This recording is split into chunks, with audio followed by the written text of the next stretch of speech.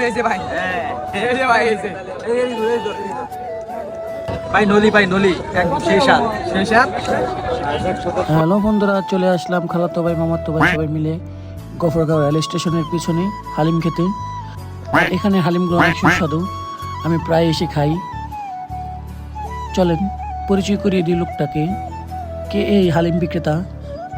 ওনার নাম মোহাম্মদ হোসেন ভাই। উনি ৩৫ বছর যাবৎ গফরগাঁও রেল স্টেশনের বাইরে হালিম বিক্রি করে। গিয়ে তো কোনো সিরিয়াল পাইনি, অনেকক্ষণ দাঁড়িয়ে তারপরে সিরিয়াল পাইছি। দেখেন কত শত শত মানুষ এখানে ওনার হালিম খাওয়ার জন্য ভিড় করে আছে। এই দেখেন,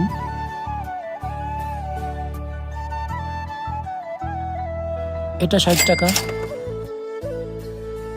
এটা ১০০ টাকা, এটা ১৫০ টাকা, এটা হলো ২০০ টাকা। সো গাইস, দেরি কেন, চলে আসেন হোসেন ভাইয়ের মজাদার হালিম খেতে। ওনার কাছে আমি প্রায় হালিম খাই, খুবই ভালো লাগে, আর উনি লোক খুবই ভালো। ভাই নলি একদম শেষ আর